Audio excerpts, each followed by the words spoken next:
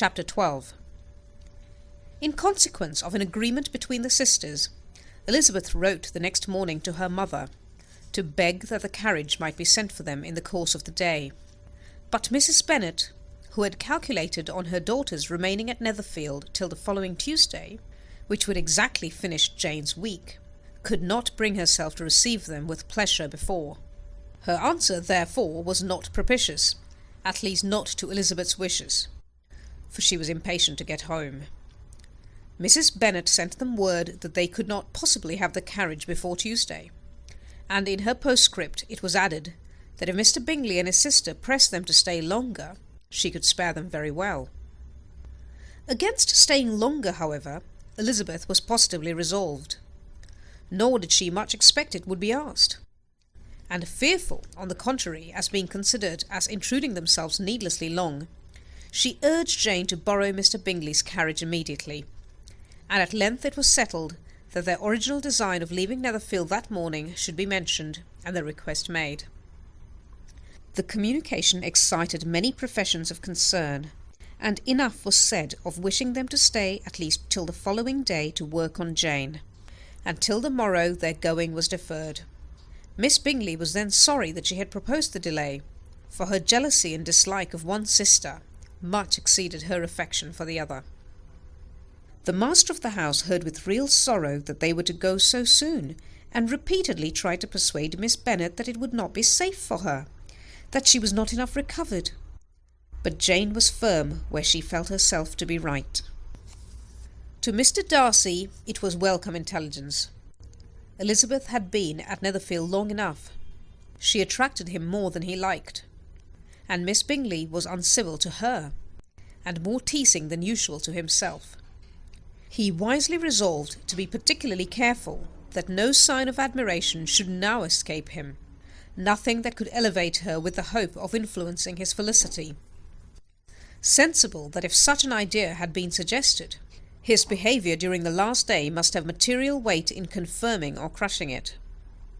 Steady to his purpose, he scarcely spoke 10 words to her through the whole of Saturday, and though they were at one time left by themselves for half an hour, he adhered most conscientiously to his book, and would not even look at her.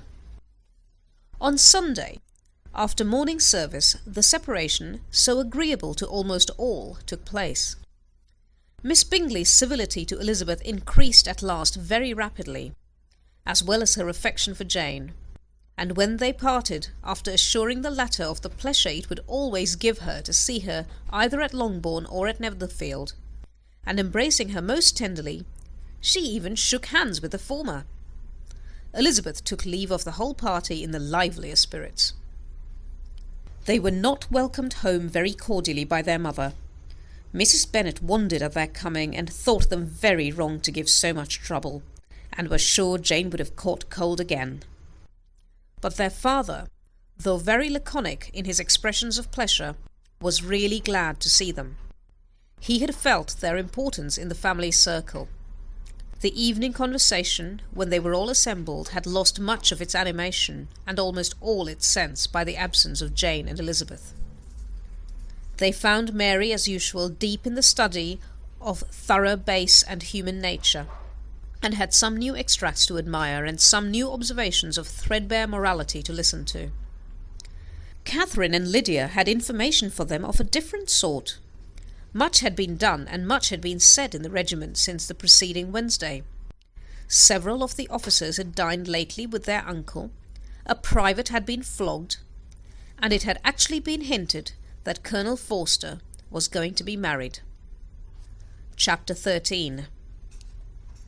"I hope, my dear," said Mr. Bennet to his wife, as they were at breakfast the next morning, "that you have ordered a good dinner to-day, because I have reason to expect an addition to our family party." "Who do you mean, my dear? I know of nobody that is coming. I am sure, unless Charlotte Lucas should happen to call in, and I hope my dinners are good enough for her.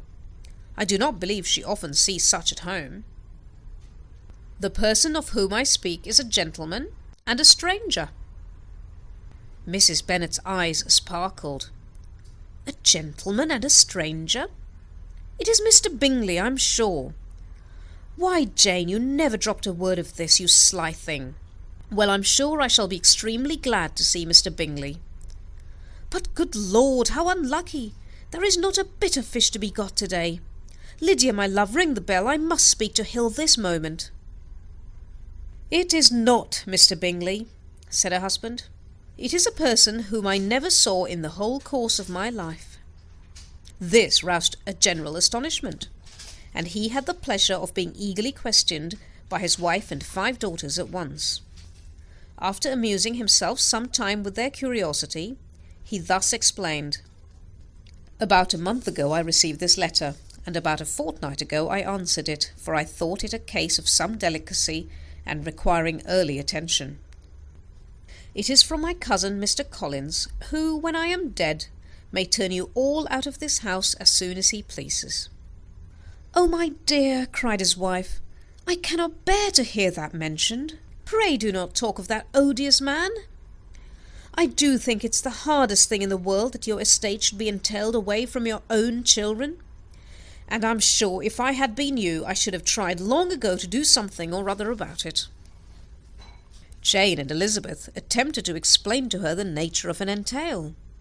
They had often attempted it before, but it was a subject on which Mrs. Bennet was beyond the reach of reason, and she continued to rail bitterly against the cruelty of settling an estate away from a family of 5 daughters in favour of a man whom nobody cared anything about.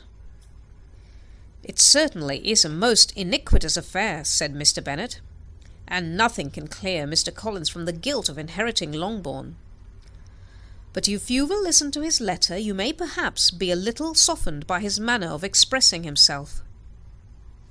No, that I am sure I shall not, and I think it was very impertinent of him to write to you at all, and very hypocritical. I hate such false friends. Why could not he keep on quarrelling with you as his father did before him? Why, indeed, he does seem to have some filial scruples on that head, as you will hear. Hunsford, near Westerham, Kent, 15th October.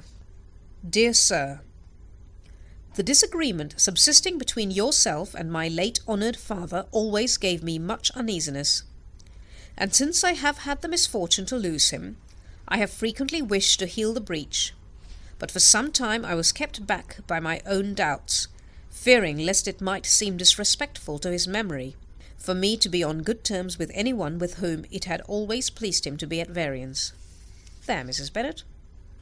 My mind, however, is now made up on the subject, for having received ordination at Easter, I have been so fortunate as to be distinguished by the patronage of the Right Honourable Lady Catherine de Bourgh, widow of Sir Lewis de Bourgh, whose bounty and beneficence has preferred me to the valuable rectory of this parish, where it shall be my earnest endeavour to demean myself with grateful respect towards her ladyship, and be ever ready to perform those rites and ceremonies which are instituted by the Church of England. As a clergyman, moreover, I feel it my duty to promote and establish the blessing of peace in all families within the reach of my influence, and on these grounds I flatter myself that my present overtures of goodwill are highly commendable, and that the circumstance of my being next in the entail of Longbourn estate will be kindly overlooked on your side, and not lead you to reject the offered olive branch. I cannot be otherwise than concerned at being the means of injuring your amiable daughters, and beg leave to apologize for it, as well as to assure you of my readiness to make them every possible amends, but of this hereafter. If you should have no objection to receive me into your house, I propose myself the satisfaction of waiting on you and your family Monday, November 18th by 4 o'clock, and shall probably trespass on your hospitality till the Saturday se'nnight following, which I can do without any inconvenience, as Lady Catherine is far from objecting to my occasional absence on a Sunday, providing that some other clergyman is engaged to do the duty of the day. I remain, dear sir, with respectful compliments to your lady and daughters, your well-wisher and friend, William Collins. At 4 o'clock, therefore, we may expect this peacemaking gentleman, said Mr. Bennet as he folded up the letter. He seems to be a most conscientious and polite young man, upon my word, and I doubt not will prove a valuable acquaintance, especially if Lady Catherine should be so indulgent as to let him come to us again. There is some sense in what he says about the girls, however, and if he is disposed to make them any amends, I shall not be the person to discourage him. Though it is difficult, said Jane, to guess in what way he can mean to make us the atonement he thinks our due. The wish is certainly to his credit. Elizabeth was chiefly struck with his extraordinary deference for Lady Catherine, and his kind intention of christening, marrying, and burying his parishioners whenever it were required. "He must be an oddity, I think," said she. "I cannot make him out. There is something very pompous in his style. And what can he mean by apologizing for being next in the entail? We cannot suppose he would help it if he could. Can he be a sensible man, sir?" "No, my dear, I think not. I have great hopes of finding him quite the reverse. There is a mixture of civility and self-importance in his letter which promises well. I am impatient to see him." "In point of composition," said Mary, "his letter does not seem defective. The idea of the olive branch, perhaps, is not wholly new, yet I think it is well expressed." To Catherine and Lydia, neither the letter nor its writer were in any degree interesting. It was next to impossible that their cousin should come in a scarlet coat, and it was now some weeks since they had received pleasure from the society of a man in any other colour. As for their mother, Mr. Collins's letter had done away with much of her ill will, and she was preparing to see him with a degree of composure which astonished her husband and daughters. Mr. Collins was punctual to his time, and was received with great politeness by the whole family. Mr. Bennet indeed said little, but the ladies were ready enough to talk, and Mr. Collins seemed neither in need of encouragement nor inclined to be silent himself. He was a tall, heavy-looking young man of 25. His air was grave and stately, and his manners were very formal. He had not been seated long before he complimented Mrs. Bennet on having so fine a family of daughters, said he had heard much of their beauty, but that in this instance fame had fallen short of the truth, and added that he did not doubt her seeing them all in due time well disposed of in marriage. This gallantry was not much to the taste of some of his hearers, but Mrs. Bennet, who quarrelled with no compliments, answered most readily, "You are very kind, I'm sure, and I wish with all my heart it may prove so, for else they will be destitute enough. Things are settled so oddly. You allude, perhaps, to the entail of this estate?" "Ah, sir, I do indeed. It's a grievous affair to my poor girls, you must confess. Not that I mean to find fault with you, for such things I know are all chance in this world. There is no knowing how estates will go when once they come to be entailed." "I am very sensible, madam, of the hardship to my fair cousins, and could say much on the subject, but that I am cautious of appearing forward and precipitate. But I can assure you, the young ladies, that I come prepared to admire them. At present I will not say more, but perhaps when we are better acquainted—" He was interrupted by a summons to dinner, and the girls smiled on each other. They were not the only objects of Mr. Collins's admiration. The hall, the dining-room, and all its furniture were examined and praised, and his commendation of everything would have touched Mrs. Bennet's heart but for the mortifying supposition of his viewing it all as his own future property. The dinner, too, in its turn was highly admired, and he begged to know to which of his fair cousins the excellency of its cooking was owing. But here he was set right by Mrs. Bennet, who assured him with some asperity that they were very well able to keep a good cook, and that her daughters had nothing to do in the kitchen. He begged pardon for having displeased her. In a softened tone she declared herself not at all offended, but he continued to apologize for about a quarter of an hour. That is the end of chapter 13. Chapter 14. During dinner, Mr. Bennet scarcely spoke at all, but when the servants were withdrawn, he thought it time to have some conversation with his guest, and therefore started a subject in which he expected him to shine, by observing that he seemed very fortunate in his patroness.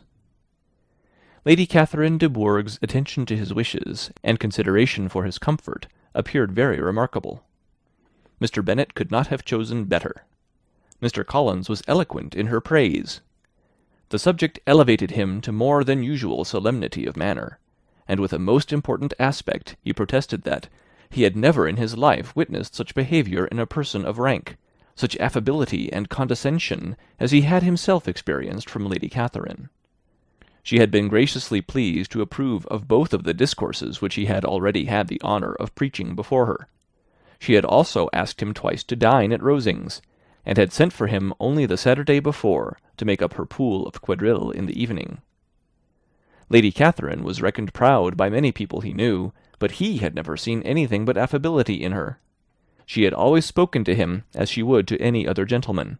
She made not the smallest objection to his joining in the society of the neighbourhood, nor to his leaving the parish occasionally for a week or two to visit his relations.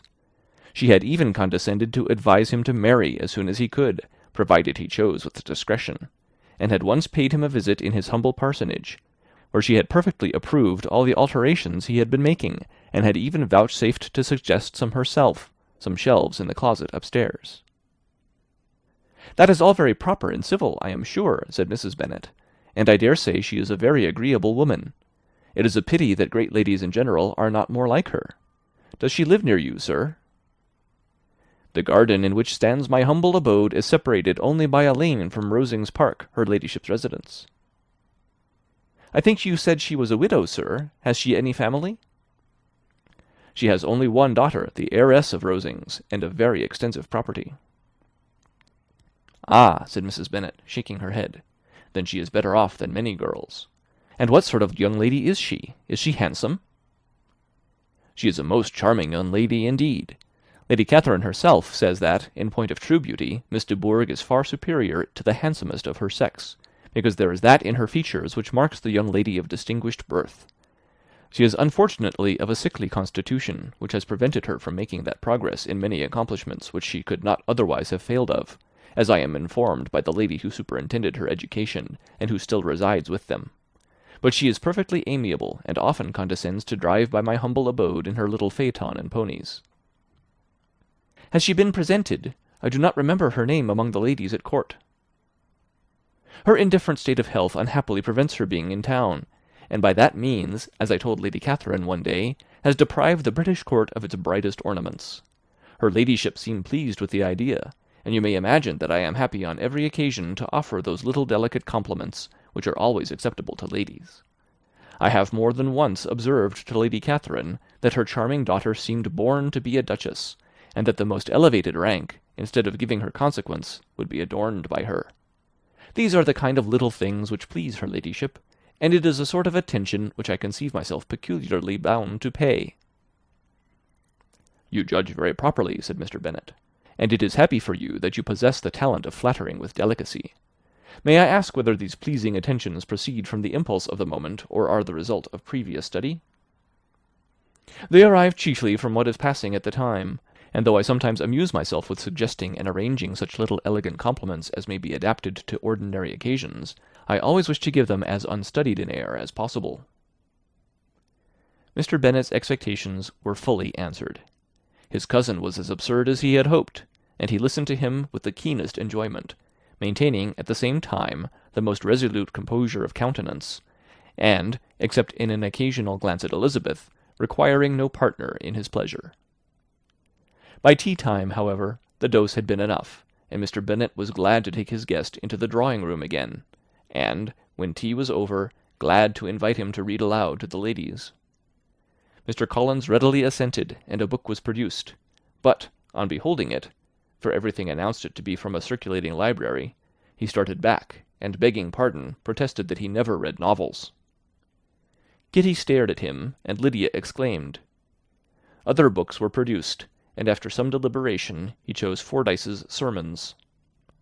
Lydia gaped as he opened the volume, and before he had, with very monotonous solemnity, read 3 pages, she interrupted him with, "Do you know, mamma, that my Uncle Phillips talks of turning away Richard, and if he does, Colonel Forster will hire him.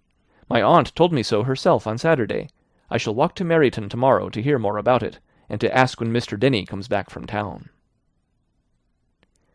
Lydia was bid by her two eldest sisters to hold her tongue, but Mr. Collins, much offended, laid aside his book, and said, "I have often observed how little young ladies are interested by books of a serious stamp, though written solely for their benefit. It amazes me, I confess, for certainly there can be nothing so advantageous to them as instruction. But I will no longer importune my young cousin." Then, turning to Mr. Bennet, he offered himself as his antagonist at backgammon. Mr. Bennet accepted the challenge, observing that he acted very wisely in leaving the girls to their own trifling amusements.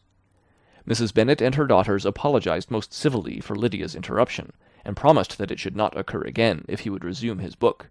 But Mr. Collins, after assuring them that he bore his young cousin no ill will, and should never resent her behaviour as any affront, seated himself at another table with Mr. Bennet, and prepared for backgammon. Chapter 15. Mr. Collins was not a sensible man, and the deficiency of nature had been but little assisted by education or society, the greatest part of his life having been spent under the guidance of an illiterate and miserly father, and though he belonged to one of the universities, he had merely kept the necessary terms, without forming at it any useful acquaintance. The subjection in which his father had brought him up had given him originally great humility of manner, but it was now a good deal counteracted by the self-conceit of a weak head, living in retirement, and the consequential feelings of early and unexpected prosperity. A fortunate chance had recommended him to Lady Catherine de Bourgh when the living of Hunsford was vacant, and the respect which he felt for her high rank, and his veneration for her as his patroness, mingling with a very good opinion of himself, of his authority as a clergyman, and his right as a rector, made him altogether a mixture of pride and obsequiousness, self-importance and humility. Having now a good house and a very sufficient income, he intended to marry, and in seeking a reconciliation with the Longbourn family he had a wife in view, as he meant to choose one of the daughters, if he found them as handsome and amiable as they were represented by common report. This was his plan of amends, of atonement, for inheriting their father's estate, and he thought it an excellent one, full of eligibility and suitableness, and excessively generous and disinterested on his own part.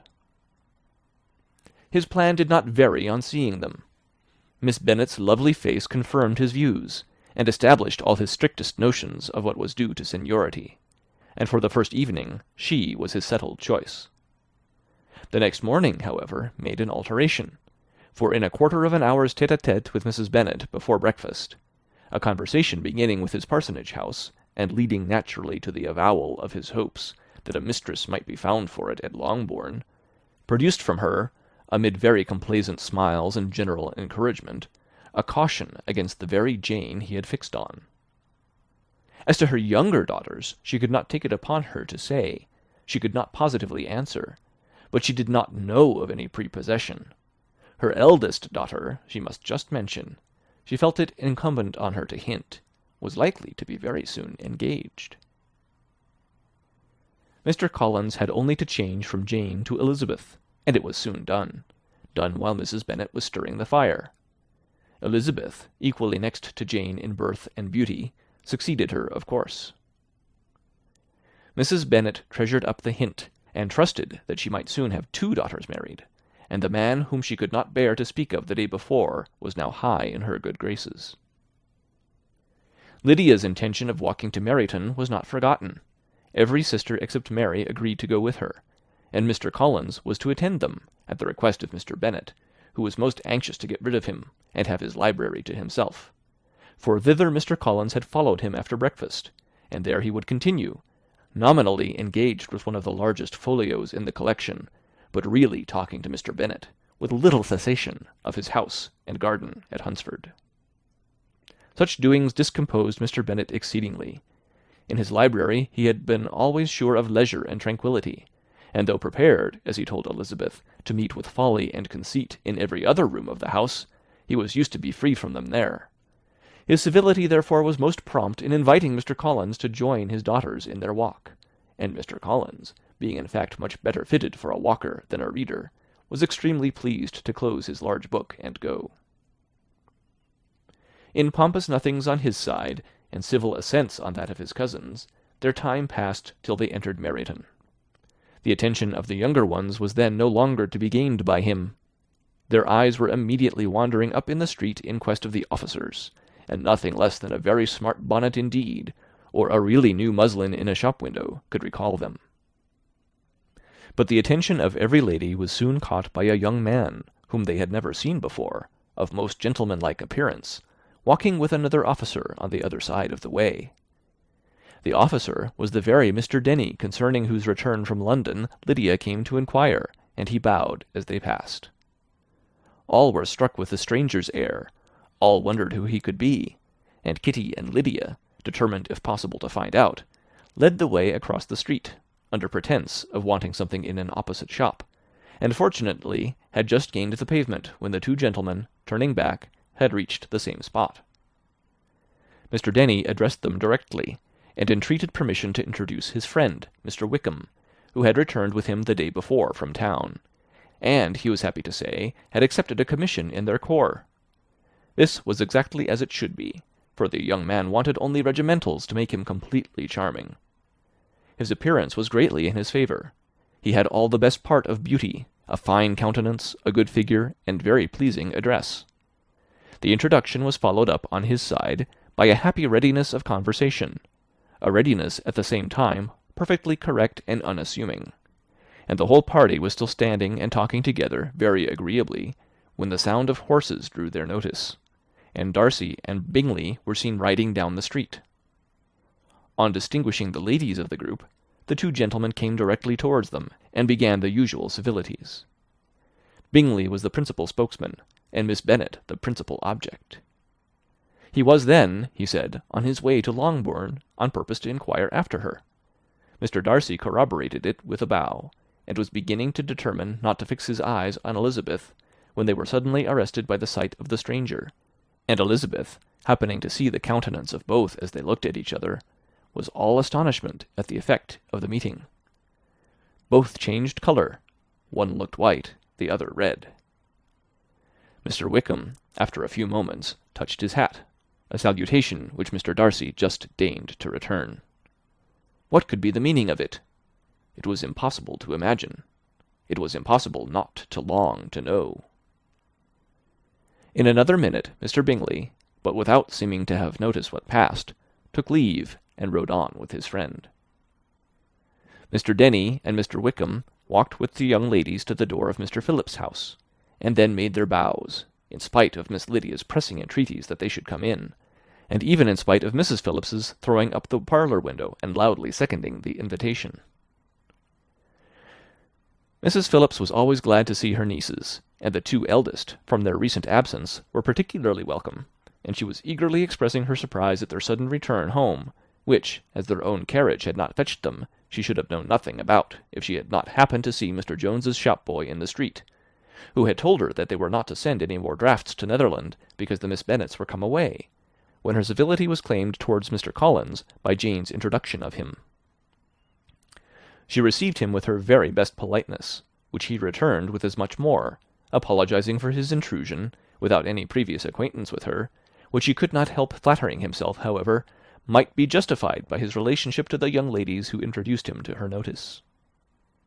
Mrs. Phillips was quite awed by such an excess of good breeding, but her contemplation of one stranger was soon put to an end by exclamations and inquiries about the other, of whom, however, she could only tell her nieces what they already knew, that Mr. Denny had brought him from London, and that he was to have a lieutenant's commission in the shire. She had been watching him the last hour, she said, as he walked up and down the street, and had Mr. Wickham appeared, Kitty and Lydia would certainly have continued the occupation, but unluckily no one passed windows now, except a few of the officers, who, in comparison with the stranger, were become stupid, disagreeable fellows. Some of them were to dine with the Phillipses the next day, and their aunt promised to make her husband call on Mr. Wickham, and give him an invitation also, if the family from Longbourn would come in the evening.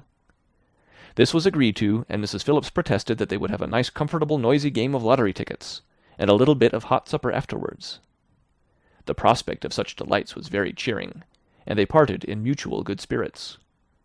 Mr. Collins repeated his apologies in quitting the room, and was assured with unwearying civility that they were perfectly needless. As they walked home, Elizabeth related to Jane what she had seen pass between the two gentlemen, but though Jane would have defended either or both had they appeared to be in the wrong, she could no more explain such behaviour than her sister. Mr. Collins, on his return, highly gratified Mrs. Bennet by admiring Mrs. Phillips's manners and politeness. He protested that, except Lady Catherine and her daughter, he had never seen a more elegant woman, for she had not only received him with the utmost civility, but even pointedly included him in her invitation for the next evening, although utterly unknown to her before. Something, he supposed, might be attributed to his connection with them, but yet he had never met with so much attention in the whole course of his life. End of chapter 15. Recorded November 13th, 2005, in Longmont, Colorado. Chapter 16. As no objection was made to the young people's engagement with their aunt, and all Mr. Collins' scruples of leaving Mr. and Mrs. Bennet for a single evening during his visit were most steadily resisted, the coach conveyed him and his 5 cousins at a suitable hour to Meryton, and the girls had the pleasure of hearing, as they entered the drawing-room, that Mr. Wickham had accepted their uncle's invitation, and was then in the house. When this information was given, and they had all taken their seats, Mr. Collins was at leisure to look around him and admire, and he was so much struck with the size and furniture of the apartment that he declared he might almost have supposed himself in the small summer breakfast-parlour at Rosings, a comparison that did not at first convey much gratification, but when Mrs. Phillips understood from him what Rosings was, and who was its proprietor, when she had listened to the description of only one of Lady Catherine's drawing-rooms, and found that the chimney-piece alone had cost £800, she felt all the force of the compliment, and would hardly have resented a comparison with the housekeeper's room.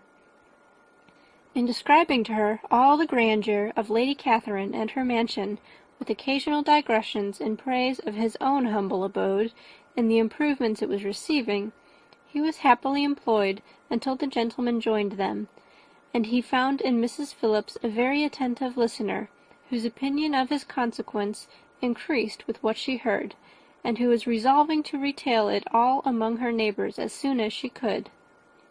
To the girls, who could not listen to their cousin, and who had nothing to do but wish for an instrument, and examine their own indifferent imitations of china on the mantelpiece, the interval of waiting appeared very long. It was over at last, however. The gentleman did approach, and when Mr. Wickham walked into the room, Elizabeth felt that she had neither been seeing him before, nor thinking of him since, with the smallest degree of unreasonable admiration.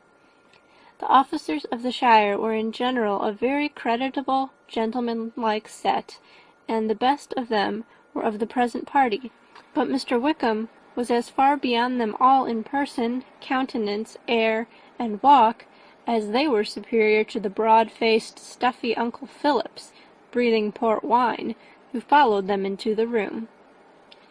Mr. Wickham was the happy man towards whom almost every female eye was turned, and Elizabeth was the happy woman by whom he finally seated himself, and the agreeable manner in which he immediately fell into conversation, though it was only on its being a wet night, made her feel that the commonest, dullest, most threadbare topic might be rendered interesting by the skill of the speaker.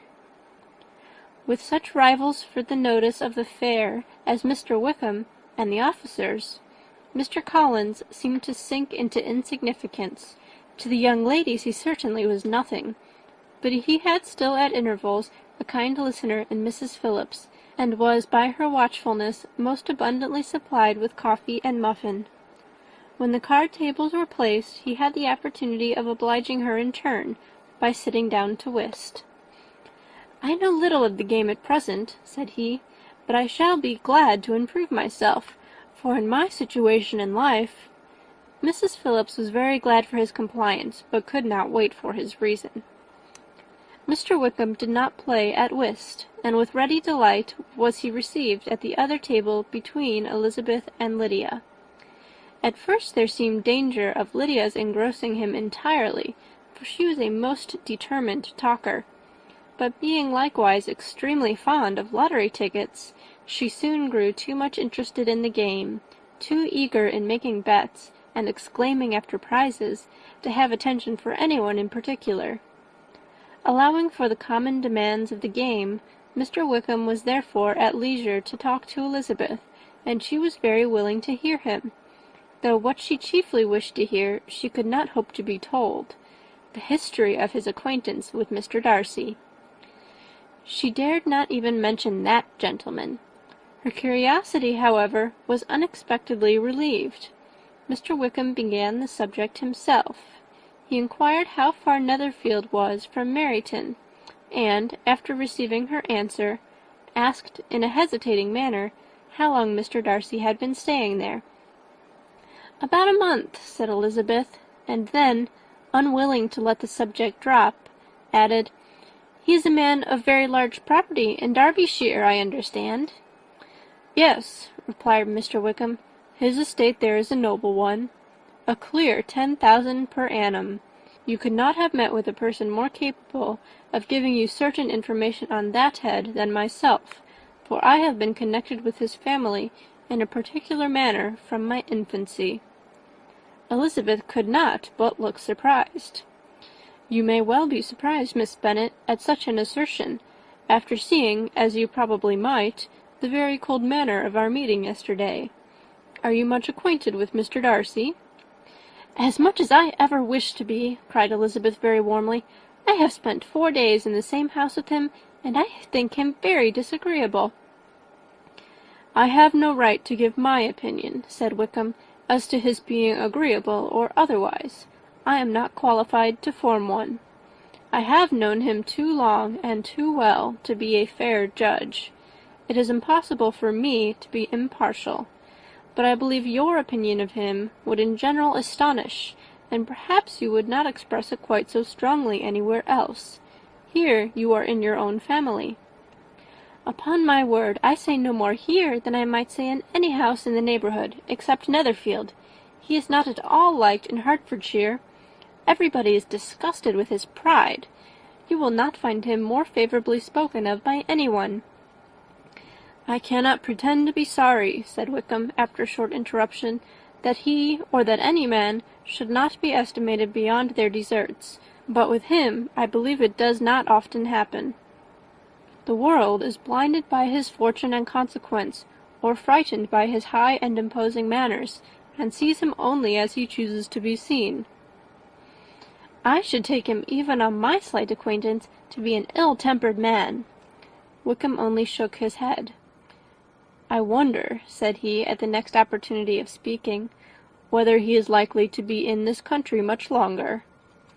"I do not at all know, but I heard nothing of his going away when I was at Netherfield. I hope your plans in favour of the shire will not be affected by his being in the neighbourhood." "Oh, no, it is not for me to be driven away by Mr. Darcy. If he wishes to avoid seeing me, he must go.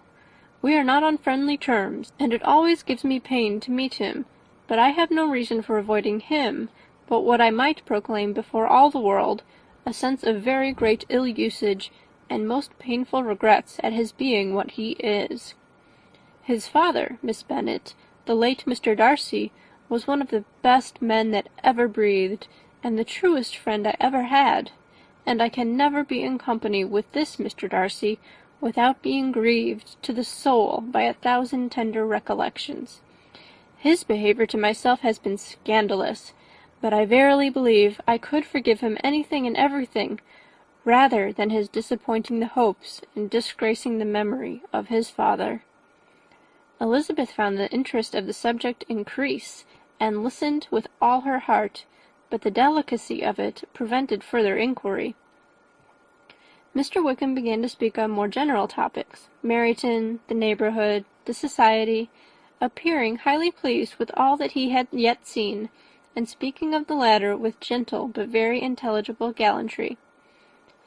It was the prospect of constant society, and good society, he added, which was my chief inducement to enter the shire. I knew it to be a most respectable, agreeable corps, and my friend Denny tempted me further by his account of their present quarters, and the very great attentions and excellent acquaintances Meryton had procured them. Society, I own, is necessary to me. I have been a disappointed man, and my spirits will not bear solitude. I must have employment and society. A military life is not what I was intended for, but circumstances have now made it eligible. The church ought to have been my profession. I was brought up for the church, and I should at this time have been in possession of a most valuable living, had it pleased the gentleman we were speaking of just now. Indeed! Yes, the late Mr. Darcy bequeathed me the next presentation of the best living in his gift. He was my godfather, and excessively attached to me. I cannot do justice to his kindness. He meant to provide for me amply, and thought he had done it, but when the living fell, it was given elsewhere. Good heavens! Cried Elizabeth. But how could that be? How could his will be disregarded? Why did you not seek legal redress? There was just such an informality in the terms of the bequest as to give me no hope from law. A man of honour could not have doubted the intention, but Mr. Darcy chose to doubt it, or to treat it as a merely conditional recommendation, and to assert that I had forfeited all claim to it by extravagance, imprudence, in short, anything or nothing. Certain it is that the living became vacant 2 years ago, exactly as I was of an age to hold it, and that it was given to another man, and no less certain is it that I cannot accuse myself of having really done anything to deserve to lose it. I have a warm, unguarded temper, and I may have spoken my opinion of him and to him too freely. I can recall nothing worse, but the fact is that we are very different sort of men, and that he hates me. This is quite shocking. He deserves to be publicly disgraced. Some time or other he will be, but it shall not be by me. Till I can forget his father, I can never defy or expose him. Elizabeth honoured him for such feelings, and thought him handsomer than ever as he expressed them. But what, she said after a pause, could have been his motive? What could have induced him to behave so cruelly? A thorough, determined dislike of me, a dislike which I cannot but attribute in some measure to jealousy. Had the late Mr. Darcy liked me less, his son might have borne with me better. But his father's uncommon attachment to me irritated him, I believe, very early in life. He had not a temper to bear the sort of competition in which we stood, the sort of preference which was often given me. I had not thought Mr. Darcy so bad as this, though I have never liked him. I had not thought so very ill of him. I had supposed him to be despising his fellow creatures in general, but did not suspect him of descending to such malicious revenge, such injustice, such inhumanity as this. After a few minutes' reflection, however, she continued, I do remember his boasting one day at Netherfield of the implacability of his resentments, of his having an unforgiving temper. His disposition must be dreadful. I will not trust myself on this subject, replied Wickham. I can hardly be just to him. Elizabeth was again deep in thought, and after a time exclaimed, To treat in such a manner the godson, the friend, the favourite of his father! She could have added, a young man too, like you, whose very countenance may vouch for your being amiable. But she contented herself with, and one too, who had probably been his companion from childhood, connected together, as I think you said, in the closest manner. We were born in the same parish, within the same park, the greatest part of our youth was passed together, inmates of the same house, sharing the same amusements, objects of the same parental care. My father began life in the profession which your uncle, Mr. Phillips, appears to do so much credit to, but he gave up everything to be of use to the late Mr. Darcy, and devoted all his time to the care of the Pemberley property. He was most highly esteemed by Mr. Darcy, a most intimate confidential friend. Mr. Darcy often acknowledged himself to be under the greatest obligations to my father's active superintendence, and when, immediately before my father's death, Mr. Darcy gave him a voluntary promise of providing for me, I am convinced that he felt it to be as much a debt of gratitude to him as of his affection to myself." "How strange!" cried Elizabeth. "How abominable!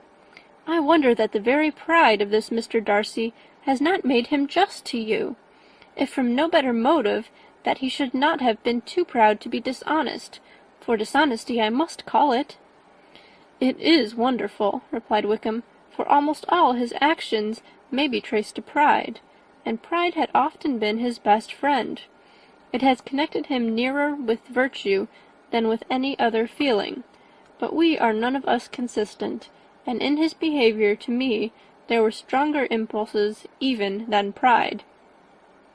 "Can such abominable pride as his have ever done him good?" "Yes, it has often led him to be liberal and generous, to give his money freely, to display hospitality, to assist his tenants, and to relieve the poor. Family pride and filial pride, for he is very proud of what his father was, have done this. Not to appear to disgrace the family, to degenerate from the popular qualities, or lose the influence of the Pemberley house, is a powerful motive. He has also brotherly pride, which, with some brotherly affection, makes him a very kind and careful guardian of his sister, and you will hear him generally cried up as the most attentive and best of brothers." "What sort of girl is Miss Darcy?" He shook his head. "I wish I could call her amiable. It gives me pain to speak ill of a Darcy, but she is too much like her brother, very, very proud. As a child she was affectionate and pleasing, and extremely fond of me, and I have devoted hours and hours to her amusement, but she is nothing to me now. She is a handsome girl, about 15 or 16, and, I understand, highly accomplished. Since her father's death her home has been London, where a lady lives with her and superintends her education." After many pauses and many trials of other subjects, Elizabeth could not help reverting once more to the first, and saying, "I am astonished at his intimacy with Mr. Bingley. How can Mr. Bingley, who seems good humour itself, and is, I really believe, truly amiable, be in friendship with such a man? How can they suit each other? Do you know Mr. Bingley?" "Not at all." "He is a sweet-tempered, amiable, charming man. He cannot know what Mr. Darcy is." "Probably not. But Mr. Darcy can please where he chooses. He does not want abilities. He can be a conversable companion, if he thinks it worth his while. Among those who are at all his equals in consequence, he is a very different man from what he is to the less prosperous. His pride never deserts him, but with the rich he is liberal-minded, just, sincere, rational, honourable, and perhaps agreeable, allowing something for fortune and figure." The whist party soon afterwards breaking up, the players gathered round the other table, and Mr. Collins took his station between his cousin Elizabeth and Mrs. Phillips. The usual inquiries as to his success was made by the latter. It had not been very great. He had lost every point, but when Mrs. Phillips began to express her concern thereupon, he assured her with much earnest gravity that it was not of the least importance, that he considered the money as a mere trifle, and begged that she would not make herself uneasy. "I know very well, madam," said he, "that when persons sit down to a card-table, they must take their chances of these things, and happily I am not in such circumstances as to make 5 shillings any object. There are undoubtedly many who could not say the same, but thanks to Lady Catherine de Bourgh, I am removed far beyond the necessity of regarding little matters." Mr. Wickham's attention was caught, and after observing Mr. Collins for a few moments, he asked Elizabeth in a low voice whether her relation was very intimately acquainted with the family of de Bourgh. "Lady Catherine de Bourgh," she replied, "has very lately given him a living. I hardly know how Mr. Collins was first introduced to her notice, but he certainly has not known her long. You know, of course, that Lady Catherine de Bourgh and Lady Anne Darcy were sisters, consequently that she is aunt to the present Mr. Darcy. No, indeed, I did not. I knew nothing at all of Lady Catherine's connections. I never heard of her existence till the day before yesterday. Her daughter, Miss de Bourgh, will have a very large fortune, and it is believed that she and her cousin will unite the two estates. This information made Elizabeth smile, as she thought of poor Miss Bingley. Vain indeed must be all her attentions, vain and useless her affection for his sister, and her praise of himself, if he were already self-destined for another. Mr. Collins, said she, speaks highly both of Lady Catherine and her daughter, but from some particulars that he has related of her ladyship, I suspect his gratitude misleads him, and that in spite of her being his patroness, she is an arrogant, conceited woman. I believe her to be both in a great degree, replied Wickham. I have not seen her for many years, but I very well remember that I never liked her, and that her manners were dictatorial and insolent. She has the reputation of being remarkably sensible and clever, but I rather believe she derives part of her abilities from her rank and fortune, part from her authoritative manner, and the rest from the pride for her nephew, who chooses that everyone connected with him should have an understanding of the first class. Elizabeth allowed that he had given a very rational account of it, and they continued talking together with mutual satisfaction till supper put an end to cards, and gave the rest of the ladies their share of Mr. Wickham's attentions. There could be no conversation in the noise of Mrs. Phillips's supper party, but his manners recommended him to everybody. Whatever he said was said well, and whatever he did, done gracefully. Elizabeth went away with her head full of him. She could think of nothing but of Mr. Wickham, and of what he had told her, all the way home. But there was not time for her even to mention his name as they went, for neither Lydia nor Mr. Collins were once silent. Lydia talked incessantly of lottery tickets, of the fish she had lost and the fish she had won, and Mr. Collins, in describing the civility of Mr. and Mrs. Phillips, protesting that he did not in the least regard his losses at whist, enumerating all the dishes at supper, and repeatedly fearing that he crowded his cousins, had more to say than he could well manage before the carriage stopped at Longbourn House. End of Chapter 16. Chapter 17. Elizabeth related to Jane the next day what had passed between Mr. Wickham and herself. Jane listened with astonishment and concern. She knew not how to believe that Mr. Darcy could be so unworthy of Mr. Bingley's regard, and yet it was not in her nature to question the veracity of a young man of such amiable appearance as Wickham. The possibility of his having endured such unkindness was enough to interest all her tender feelings, and nothing remained, therefore, to be done but to think well of them both, to defend the conduct of each, and throw into the account of accident or mistake whatever could not be otherwise explained. They have both, said she, been deceived, I dare say, in some way or other, of which we can form no idea. Interested people have perhaps misrepresented each to the other. It is, in short, impossible for us to conjecture the causes or circumstances which may have alienated them, without actual blame on either side. Very true indeed. And now, my Jane, what have you got to say on behalf of the interested people who have probably been concerned in the business? Do clear them too, or we shall be obliged to think ill of somebody. Laugh as much as you choose, but you will not laugh me out of my opinion. My dearest Lizzie, do but consider in what a disgraceful light it places Mr. Darcy, to be treating his father's favourite in such a manner, one whom his father had promised to provide for. It is impossible. No man of common humanity, no man who had any value for his character, could be capable of it. Can his most intimate friends be so excessively deceived in him? Oh, no.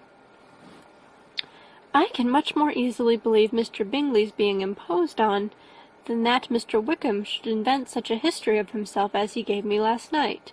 Names, facts, everything mentioned without ceremony. If it be not so, let Mr. Darcy contradict it. Besides, there was truth in his looks. It is difficult indeed. It is distressing. One does not know what to think. I beg your pardon, one knows exactly what to think. But Jane could think with certainty on only one point, that Mr. Bingley, if he had been imposed on, would have much to suffer when the affair became public. The two young ladies were summoned from the shrubbery where this conversation passed by the arrival of the very persons of whom they had been speaking.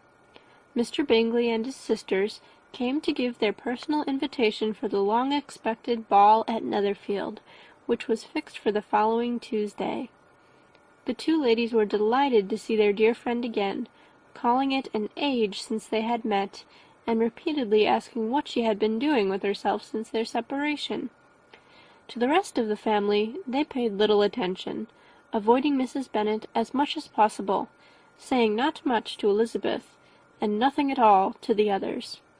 They were soon gone again, rising from their seats with an activity which took their brother by surprise, and hurrying off as if eager to escape from Mrs. Bennet's civilities.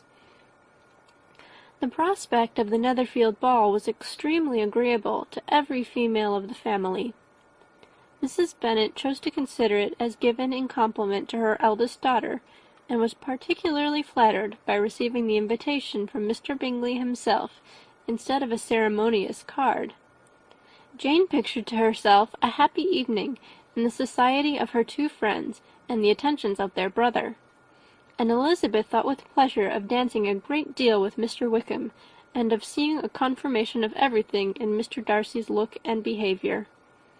The happiness anticipated by Catherine and Lydia depended less on any single event or any particular person, for though they each, like Elizabeth, meant to dance half the evening with Mr. Wickham, he was by no means the only partner who could satisfy them, and a ball was at any rate a ball.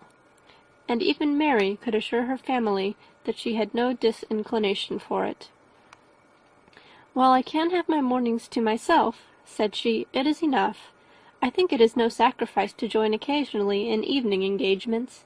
Society has claims on us all, and I profess myself one of those who consider intervals of recreation and amusement as desirable for everybody."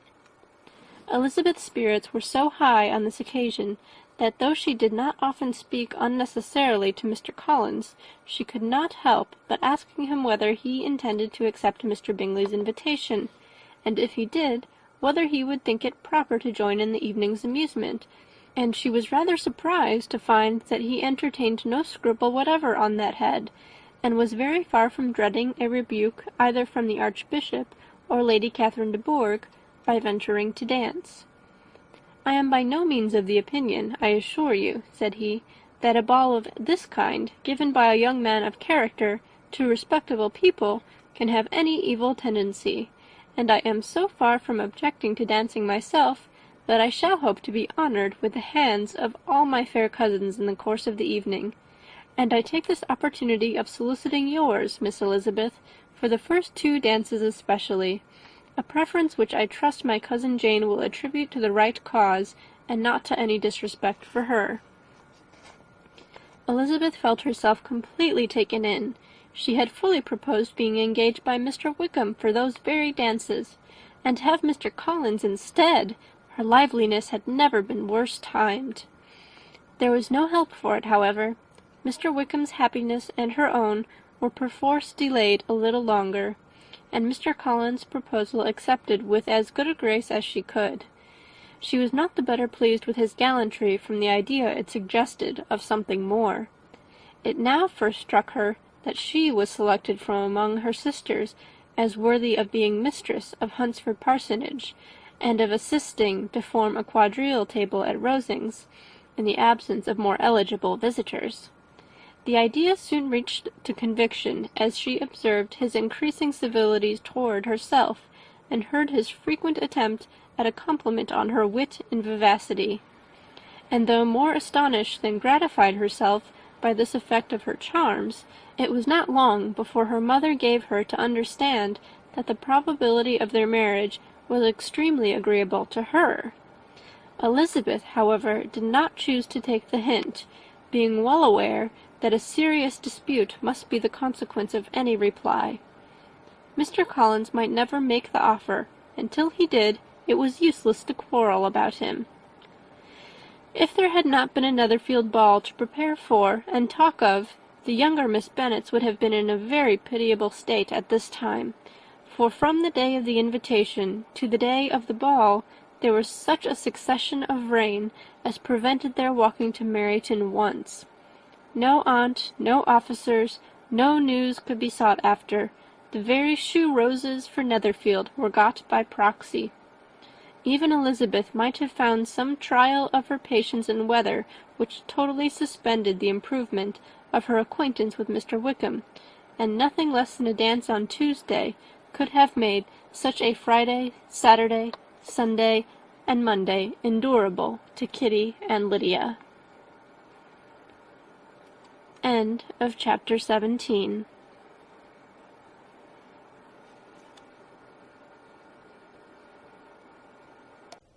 Chapter 18. Till Elizabeth entered the drawing-room at Netherfield, and looked in vain for Mr. Wickham among the cluster of redcoats there assembled, a doubt of his being present had never occurred to her. The certainty of meeting him had not been checked by any of those recollections that might not unreasonably have alarmed her. She had dressed with more than usual care, and prepared in the highest spirits for the conquest of all that remained unsubdued in his heart, trusting that it was not more than might be won in the course of the evening. But in an instant arose the dreadful suspicion of his being purposely omitted for Mr. Darcy's pleasure in the Bingleys' invitation to the officers; and though this was not exactly the case, the absolute fact of his absence was pronounced by his friend Denny, to whom Lydia eagerly applied, and who told them that Wickham had been obliged to go to town on business the day before, and was not yet returned, adding, with a significant smile, "I do not imagine his business would have called him away just now, if he had not wanted to avoid a certain gentleman here." This part of his intelligence, though unheard by Lydia, was caught by Elizabeth; and as it assured her that Darcy was not less answerable for Wickham's absence than if her first surmise had been just, every feeling of displeasure against the former was so sharpened by immediate disappointment that she could hardly reply with tolerable civility to the polite inquiries which he directly afterwards approached to make. Attendance, forbearance, patience with Darcy was injury to Wickham. She was resolved against any sort of conversation with him, and turned away with a degree of ill humour which she could not wholly surmount even in speaking to Mr. Bingley, whose blind partiality provoked her. But Elizabeth was not formed for ill humour, and though every prospect of her own was destroyed for the evening, it could not dwell long on her spirits; and having told all her griefs to Charlotte Lucas, whom she had not seen for a week, she was soon able to make a voluntary transition to the oddities of her cousin, and to point him out to her particular notice. The first two dances, however, brought a return of distress. They were dances of mortification. Mr. Collins, awkward and solemn, apologizing instead of attending, and often moving wrong without being aware of it, gave her all the shame and misery which a disagreeable partner for a couple of dances can give. The moment of her release from him was ecstasy. She danced next with an officer, and had the refreshment of talking of Wickham, and of hearing that he was universally liked. When those dances were over, she returned to Charlotte Lucas, and was in conversation with her, when she found herself suddenly addressed by Mr. Darcy, who took her so much by surprise in his application for her hand that, without knowing what she did, she accepted him. He walked away again immediately, and she was left to fret over her own want of presence of mind. Charlotte tried to console her. "I dare say you will find him very agreeable." "Heaven forbid! That would be the greatest misfortune of all, to find a man agreeable whom one is determined to hate. Do not wish me such an evil." When the dancing recommenced, however, and Darcy approached to claim her hand, Charlotte could not help cautioning her in a whisper not to be a simpleton, and allow her fancy for Wickham to make her appear unpleasant in the eyes of a man 10 times his consequence. Elizabeth made no answer, and took her place in the set, amazed at the dignity to which she was arrived in being allowed to stand opposite Mr. Darcy, and reading in her neighbours' looks their equal amazement in beholding it.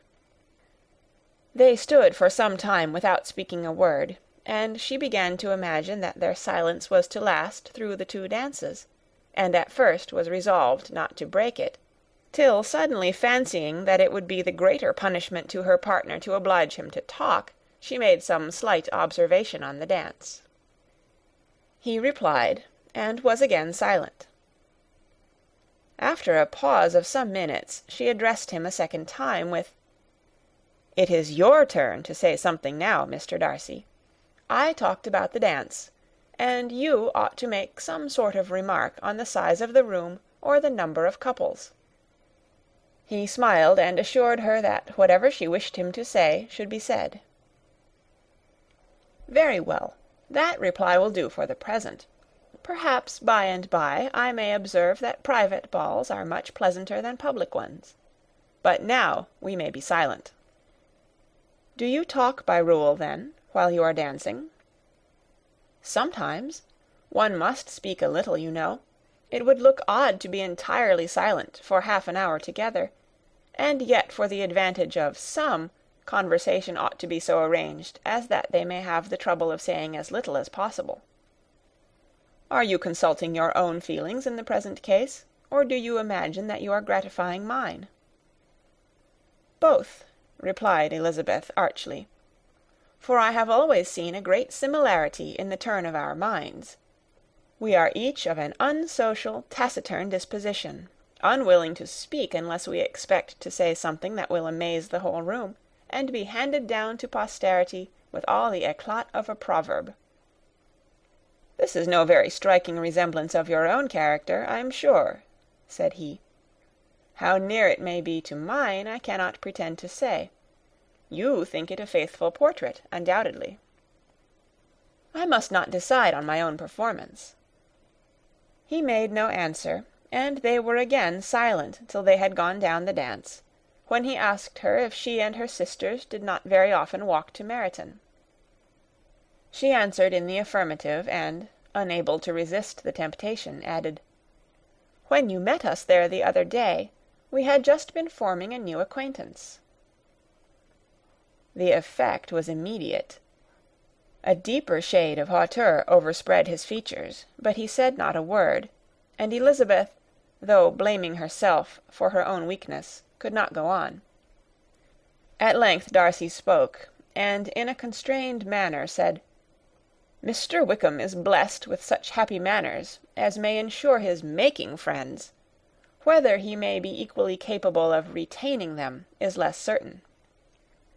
"He has been so unlucky as to lose your friendship," replied Elizabeth with emphasis, "and in a manner which he is likely to suffer from all his life." Darcy made no answer, and seemed desirous of changing the subject. At that moment Sir William Lucas appeared close to them, meaning to pass through the set to the other side of the room, but, on perceiving Mr. Darcy, he stopped with a bow of superior courtesy to compliment him on his dancing and his partner. "I have been most highly gratified indeed, my dear sir. Such very superior dancing is not often seen. It is evident that you belong to the first circles. Allow me to say, however, that your fair partner does not disgrace you, and that I must hope to have this pleasure often repeated, especially when a certain desirable event, my dear Eliza," glancing at her sister and Bingley, "shall take place.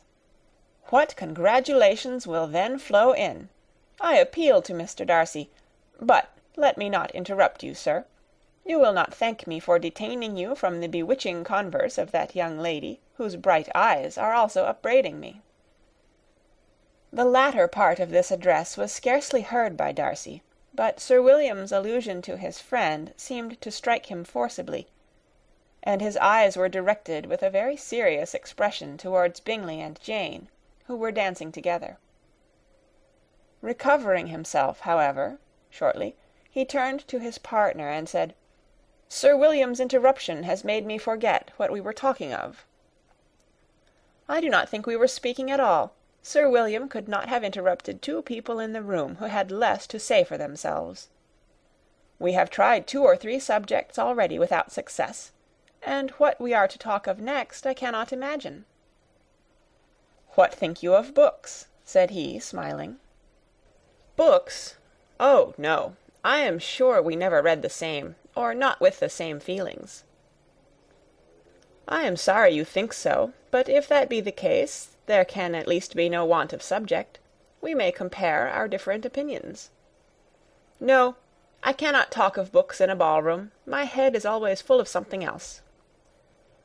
"The present always occupies you in such scenes, does it?" said he, with a look of doubt. "Yes, always," she replied, without knowing what she said, for her thoughts had wandered far from the subject, as soon afterwards appeared by her suddenly exclaiming, "I remember hearing you once say, Mr. Darcy, that you hardly ever forgave, that your resentment once created was unappeasable. You are very cautious, I suppose, as to its being created." "I am," said he, with a firm voice. "And never allow yourself to be blinded by prejudice?" "I hope not." "It is particularly incumbent on those who never change their opinion to be secure of judging properly at first." "May I ask to what these questions tend?" "Merely to the illustration of your character," said she, endeavouring to shake off her gravity. "I am trying to make it out." "And what is your success?" She shook her head. "I do not get on at all. I hear such different accounts of you as puzzle me exceedingly." "I can readily believe," answered he gravely, "that reports may vary greatly with respect to me, and I could wish, Miss Bennet, that you were not to sketch my character at the present moment, as there is reason to fear that the performance would reflect no credit on either." "But if I do not take your likeness now, I may never have another opportunity." "I would by no means suspend any pleasure of yours," he coldly replied.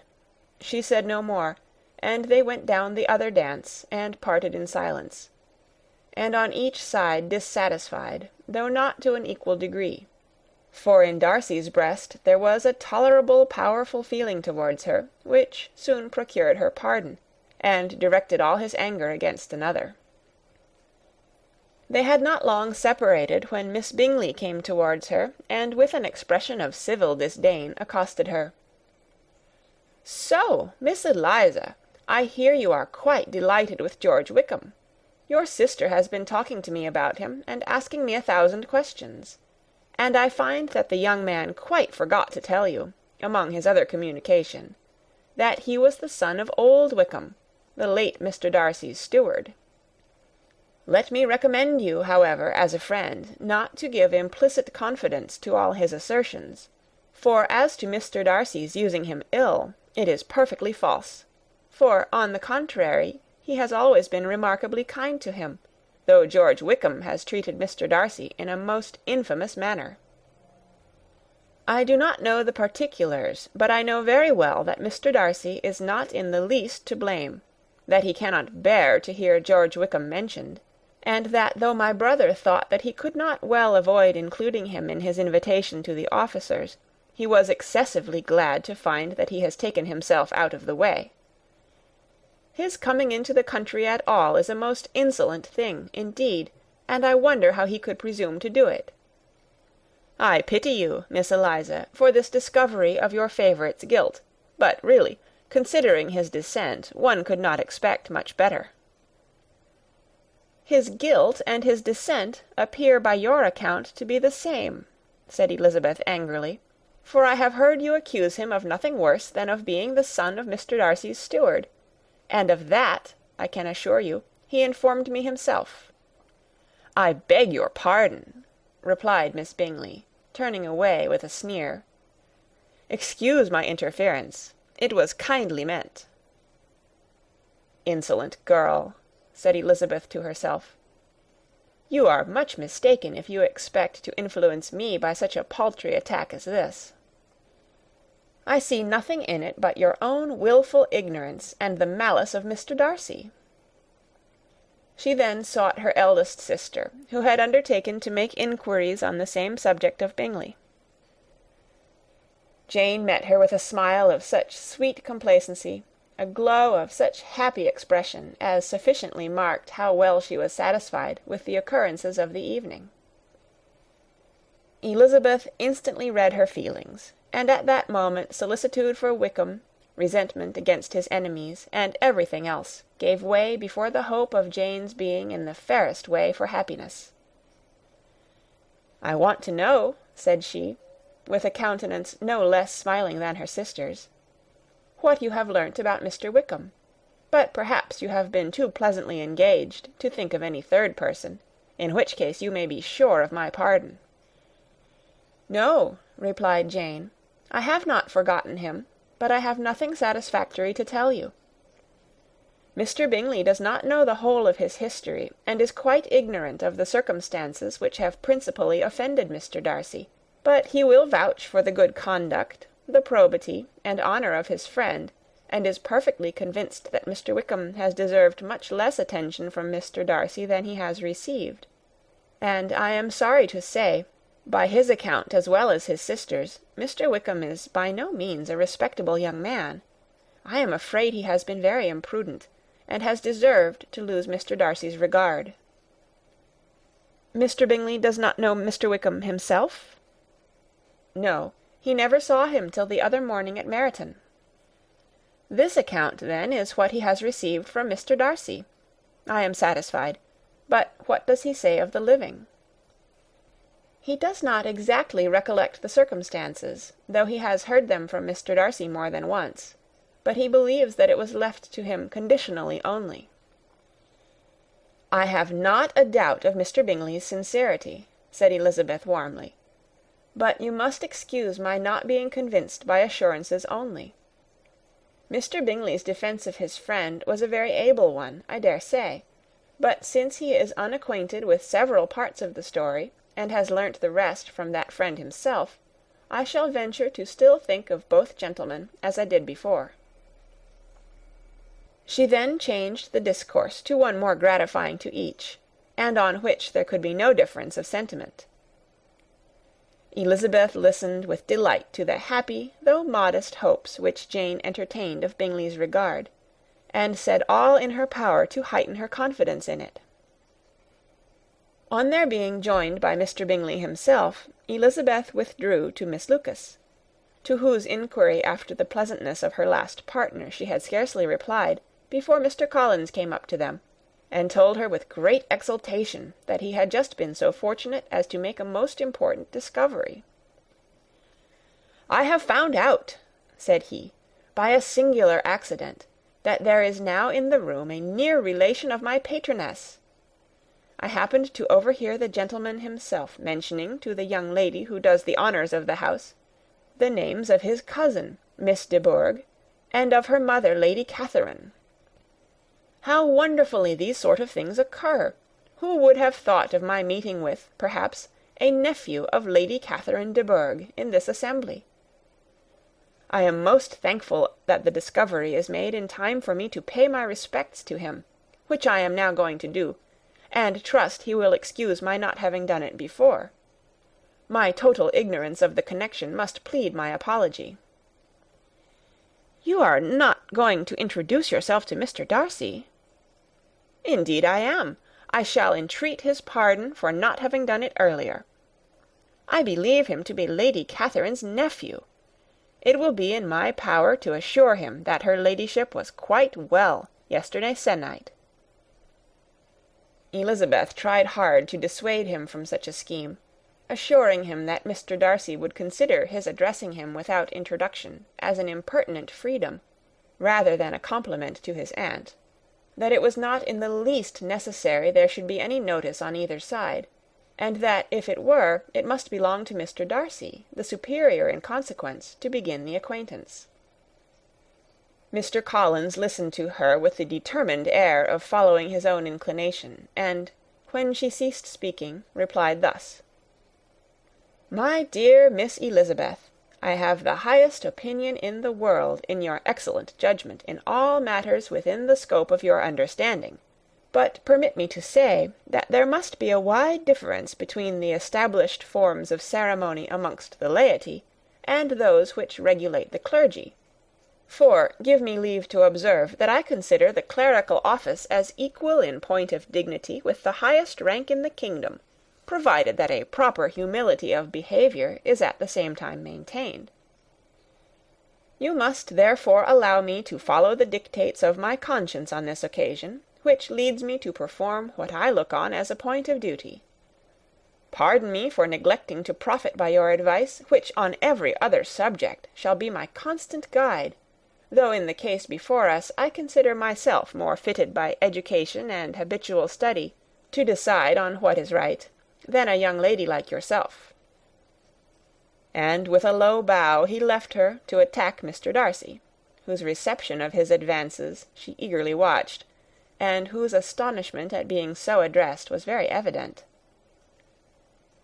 Her cousin prefaced his speech with a solemn bow, and though she could not hear a word of it, she felt as if hearing it all, and saw in the motion of his lips the words apology, Hunsford, and Lady Catherine de Bourgh.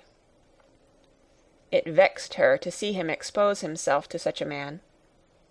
Mr. Darcy was eyeing him with unrestrained wonder, and when at last Mr. Collins allowed him time to speak, replied with an air of distant civility. Mr. Collins, however, was not discouraged from speaking again, and Mr. Darcy's contempt seemed abundantly increasing with the length of his second speech, and at the end of it he only made him a slight bow, and moved another way. Mr. Collins then returned to Elizabeth. "I have no reason, I assure you," said he, "to be dissatisfied with my reception. Mr. Darcy seemed much pleased with the attention. He answered me with the utmost civility, and even paid me the compliment of saying that he was so well convinced of Lady Catherine's discernment as to be certain she could never bestow a favour unworthily. It was really a very handsome thought. Upon the whole, I am much pleased with him." As Elizabeth had no longer any interest of her own to pursue, she turned her attention almost entirely on her sister and Mr. Bingley, and the train of agreeable reflections which her observations gave birth to made her perhaps almost as happy as Jane. She saw her in idea settled in that very house, in all the felicity which a marriage of true affection could bestow, and she felt capable, under such circumstances, of endeavouring even to like Bingley's two sisters. Her mother's thoughts, she plainly saw, were bent the same way, and she determined not to venture near her, lest she might hear too much.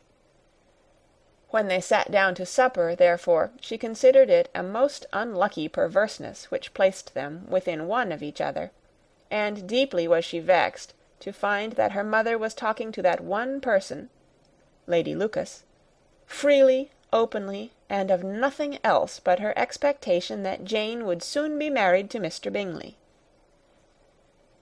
It was an animating subject, and Mrs. Bennet seemed incapable of fatigue while enumerating the advantages of the match. His being such a charming young man, and so rich, and living but 3 miles from them, were the first points of self-gratulation, and then it was such a comfort to think how fond the two sisters were of Jane, and to be certain that they must desire the connection as much as she could do.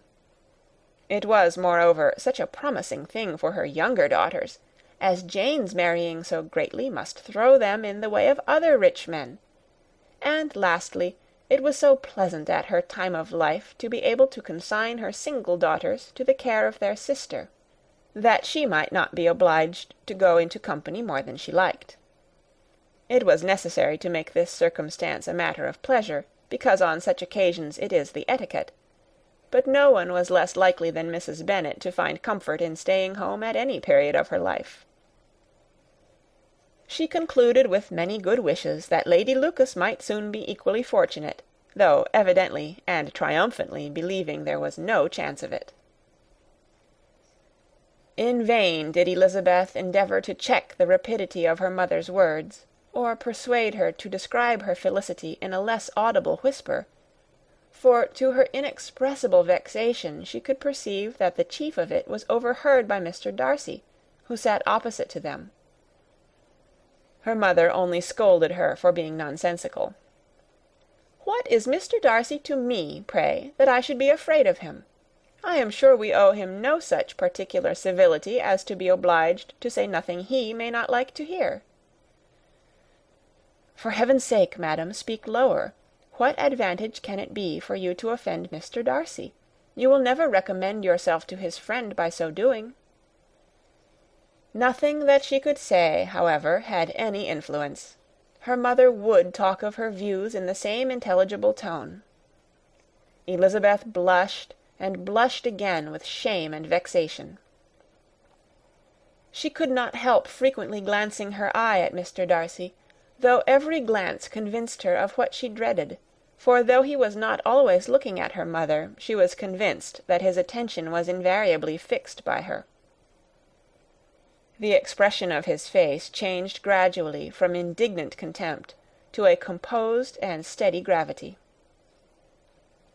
At length, however, Mrs. Bennet had no more to say, and Lady Lucas, who had been long yawning at the repetition of delights which she saw no likelihood of sharing, was left to the comforts of cold ham and chicken. Elizabeth now began to revive, but not long was the interval of tranquillity, for, when supper was over, singing was talked of, and she had the mortification of seeing Mary, after very little entreaty, preparing to oblige the company. By many significant looks and silent entreaties did she endeavour to prevent such a proof of complaisance, but in vain. Mary would not understand them. Such an opportunity of exhibiting was delightful to her, and she began her song. Elizabeth's eyes were fixed on her with most painful sensations, and she watched her progress through the several stanzas with an impatience which was very ill rewarded at their close. For Mary, on receiving amongst the thanks of the table the hint of a hope that she might be prevailed on to favour them again, after the pause of half a minute began another. Mary's powers were by no means fitted for such a display. Her voice was weak, and her manner affected. Elizabeth was in agonies. She looked at Jane to see how she bore it, but Jane was very composedly talking to Bingley. She looked at his two sisters, and saw them making signs of derision at each other, and at Darcy, who continued, however, imperturbably grave. She looked at her father to entreat his interference, lest Mary should be singing all night. He took the hint, and when Mary had finished her second song, said aloud, "That will do extremely well, child. You have delighted us long enough. Let the other young ladies have time to exhibit." Mary, though pretending not to hear, was somewhat disconcerted, and Elizabeth, sorry for her and sorry for her father's speech, was afraid her anxiety had done no good. Others of the party were now applied to. "If I," said Mr. Collins, "were so fortunate as to be able to sing, I should have great pleasure, I am sure, in obliging the company with an air; for I consider music as a very innocent diversion, and perfectly compatible with the profession of a clergyman. I do not mean, however, to assert that we can be justified in devoting too much of our time to music, for there are certainly other things to be attended to. The rector of a parish has much to do. In the first place, he must make such an agreement for tithes as may be beneficial to himself and not offensive to his patron. He must write his own sermons, and the time that remains will not be too much for his parish duties, and the care and improvement of his dwelling, which he cannot be excused from making as comfortable as possible. And I do not think it of light importance that he should have attentive and conciliatory manner towards everybody, especially towards those to whom he owes his preferment. I cannot acquit him of that duty, nor could I think well of the man who should omit an occasion of testifying his respect towards anybody connected with the family." And with a bow to Mr. Darcy, he concluded his speech, which had been spoken so loud as to be heard by half the room. Many stared, many smiled, but no one looked more amused than Mr. Bennet himself, while his wife seriously commended Mr. Collins for having spoken so sensibly, and observed in a half-whisper to Lady Lucas that he was a remarkably clever, good kind of young man. To Elizabeth it appeared that, had her family made an agreement to expose themselves as much as they could during the evening, it would have been impossible for them to play their parts with more spirit or finer success; and happy did she think it for Bingley and her sister that some of the exhibition had escaped his notice, and that his feelings were not of a sort to be much distressed by the folly which he must have witnessed. That his two sisters and Mr. Darcy, however, should have such an opportunity of ridiculing her relations was bad enough, and she could not determine whether the silent contempt of the gentlemen or the insolent smiles of the ladies were more intolerable. The rest of the evening brought her little amusement. She was teased by Mr. Collins, who continued most perseveringly by her side, and though he could not prevail on her to dance with him again, put it out of her power to dance with others. In vain did she entreat him to stand up with somebody else, and offer to introduce him to any young lady in the room. He assured her that as to dancing he was perfectly indifferent to it, that his chief object was by delicate attentions to recommend himself to her, and that he should therefore make a point of remaining close to her the whole evening. There was no arguing upon such a project. She owed her greatest relief to her friend Miss Lucas, who often joined them, and good-naturedly engaged Mr. Collins's conversation to herself. She was at least free from the offence of Mr. Darcy's further notice, though often standing within a very short distance of her, quite disengaged, he never came near enough to speak. She felt it to be the probable consequence of her allusions to Mr. Wickham, and rejoiced in it. The Longbourn party were the last of all the company to depart, and, by a manoeuvre of Mrs. Bennet, had to wait for their carriage a quarter of an hour after everybody else was gone, which gave them time to see how heartily they were wished away by some of the family. Mrs. Hurst and her sister scarcely opened their mouths, except to complain of fatigue, and were evidently impatient to have the house to themselves. They repulsed every attempt of Mrs. Bennet at conversation, and by so doing threw a languor over the whole party, which was very little relieved by the long speeches of Mr. Collins, who was complimenting Mr. Bingley and his sisters on the elegance of their entertainment, and the hospitality and politeness which had marked their behaviour to their guests. Darcy said nothing at all. Mr. Bennet, in equal silence, was enjoying the scene. Mr. Bingley and Jane were standing together, a little detached from the rest, and talked only to each other. Elizabeth preserved as steady a silence as either Mrs. Hurst or Miss Bingley, and even Lydia was too much fatigued to utter more than the occasional exclamation of "Lord, how tired I am!" accompanied by a violent yawn. When at length they arose to take leave, Mrs. Bennet was most pressingly civil in her hope of seeing the whole family soon at Longbourn, and addressed herself especially to Mr. Bingley, to assure him how happy he would make them by eating a family dinner with them at any time, without the ceremony of a formal invitation. Bingley was all grateful pleasure, and he readily engaged for taking the earliest opportunity of waiting on her, after his return from London, whither he was obliged to go the next day for a short time.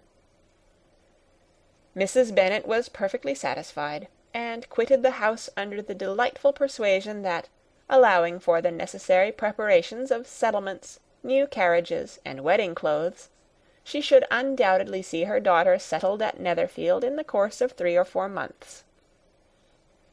Of having another daughter married to Mr. Collins she thought with equal certainty, and with considerable, though not equal, pleasure. Elizabeth was the least dear to her of all her children, and though the man and the match were quite good enough for her, the worth of each was eclipsed by Mr. Bingley and Netherfield.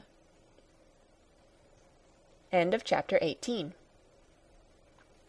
Chapter 19. The next day opened a new scene at Longbourn. Mr. Collins made his declaration in form. Having resolved to do it without loss of time, as his leave of absence extended only to the following Saturday, and having no feelings of diffidence to make it distressing to himself even at the moment, he set about it in a very orderly manner, with all the observances which he supposed a regular part of the business. On finding Mrs. Bennet, Elizabeth, and one of the younger girls together, soon after breakfast, he addressed the mother in these words: "May I hope, madam, for your interest with your fair daughter Elizabeth, when I solicit for the honour of a private audience with her in the course of this morning?" Before Elizabeth had time for anything but a blush of surprise, Mrs. Bennet answered instantly, "Oh dear, yes, certainly. I am sure Lizzy will be very happy. I am sure she can have no objection. Come, Kitty, I want you upstairs." And, gathering her work together, she was hastening away, when Elizabeth called out, "Dear madam, do not go. I beg you will not go. Mr. Collins must excuse me. He can have nothing to say to me that anybody need not hear. I am going away myself." "No, no, nonsense, Lizzy. I desire you to stay where you are." And upon Elizabeth's seeming really, with vexed and embarrassed looks, about to escape, she added, "Lizzy, I insist upon your staying and hearing Mr. Collins." Elizabeth would not oppose such an injunction, and a moment's consideration making her also sensible that it would be wisest to get it over as soon and as quietly as possible, she sat down again and tried to conceal, by incessant employment, the feelings which were divided between distress and diversion. Mrs. Bennet and Kitty walked off, and as soon as they were gone, Mr. Collins began. "Believe me, my dear Miss Elizabeth, that your modesty, so far from doing you any disservice, rather adds to your other perfections. You would have been less amiable in my eyes, had there not been this little unwillingness, but allow me to assure you that I have your respected mother's permission for this address. You can hardly doubt the purport of my discourse. However your natural delicacy may lead you to dissemble, my attentions have been too marked to be mistaken. Almost as soon as I entered the house, I singled you out as the companion of my future life.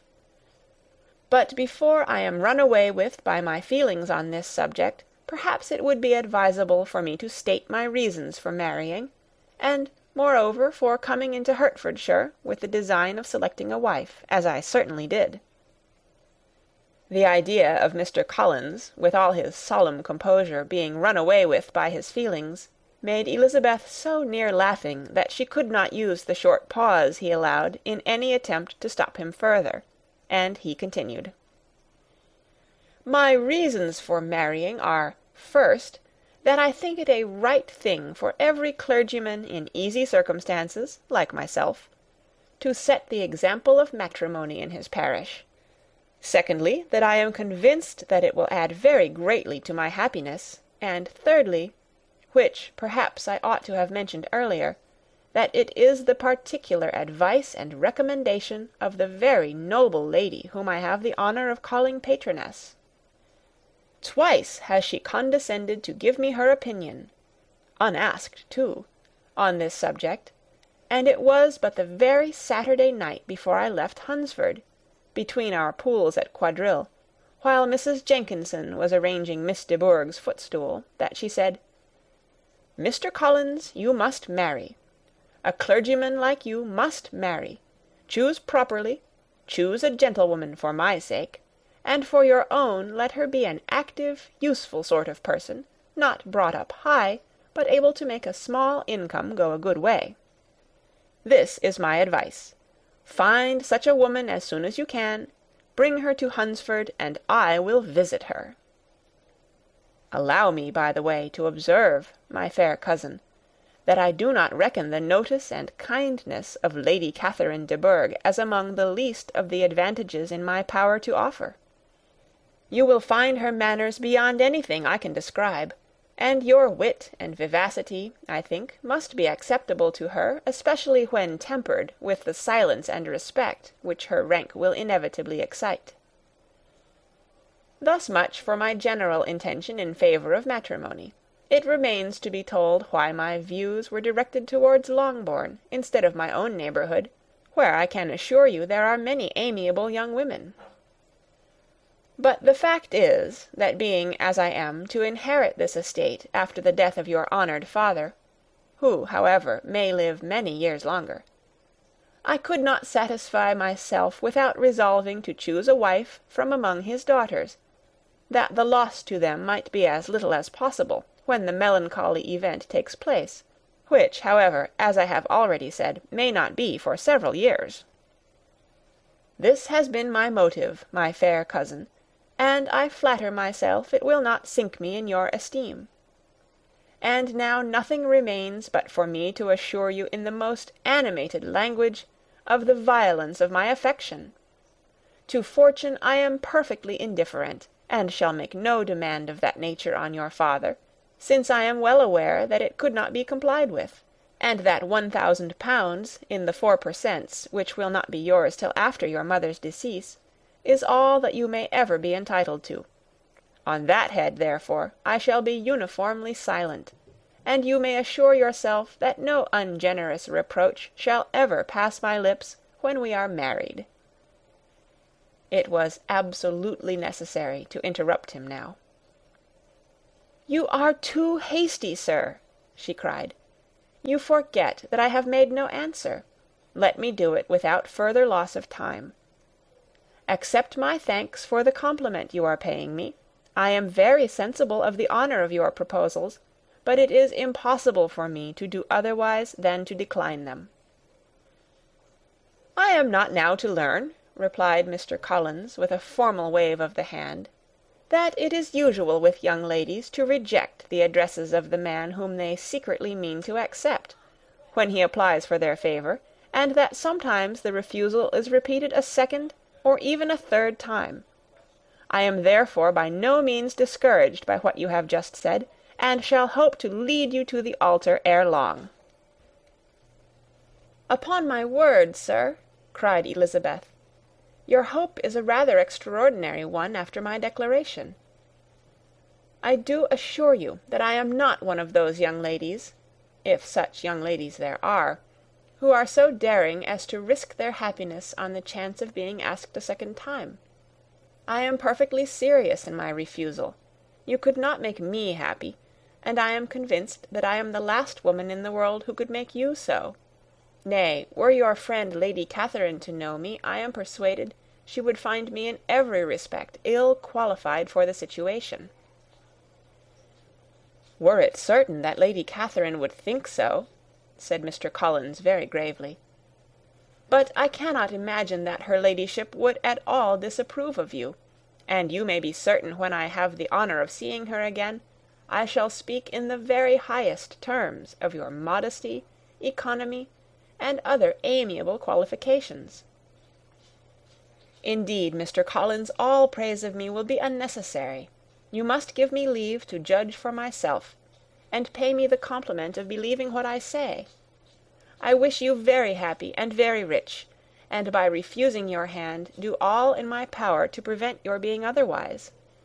In making me the offer, you must have satisfied the delicacy of your feelings with regard to my family, and may take possession of Longbourn estate whenever it falls, without any self-reproach. This matter may be considered, therefore, as finally settled." and rising as she thus spoke, she would have quitted the room, had Mr. Collins not thus addressed her.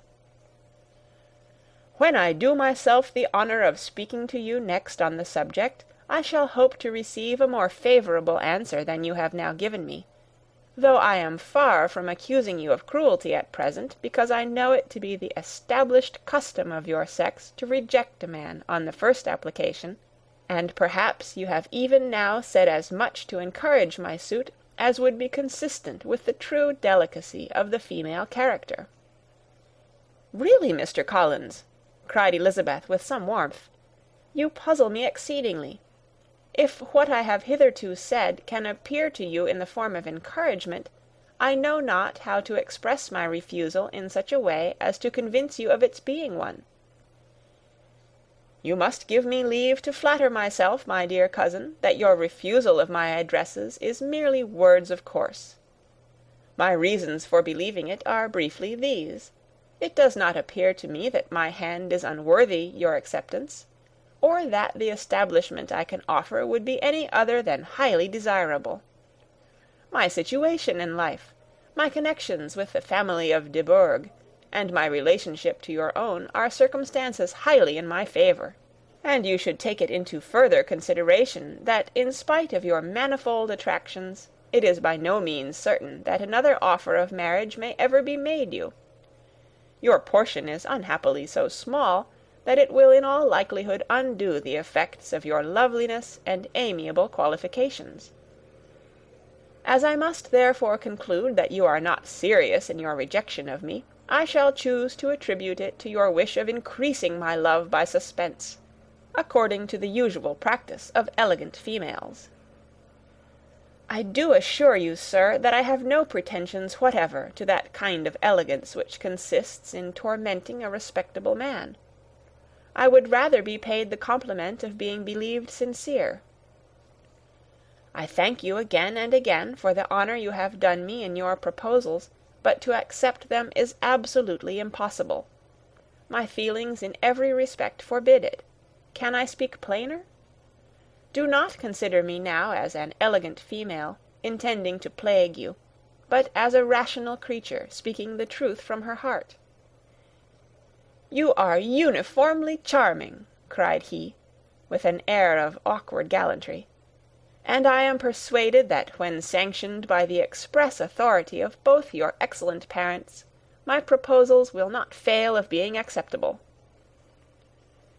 To such perseverance in wilful self-deception Elizabeth would make no reply, and immediately and in silence withdrew, determined, if he persisted in considering her repeated refusals as flattering encouragement, to apply to her father, whose negative might be uttered in such a manner as to be decisive, and whose behaviour at least could not be mistaken for the affectation and coquetry of an elegant female. End of chapter 19. Recorded on November 6th, 2005, in Oceanside, California. Chapter 20.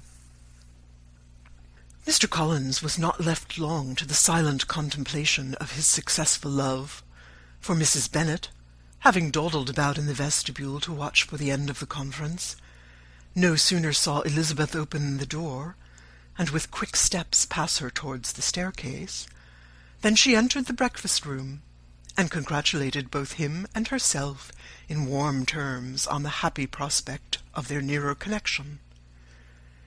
Mr. Collins received and returned these felicitations with equal pleasure, and then proceeded to relate the particulars of their interview, with the result of which he trusted he had every reason to be satisfied, since the refusal which his cousin had steadfastly given him would naturally flow from her bashful modesty and the genuine delicacy of her character.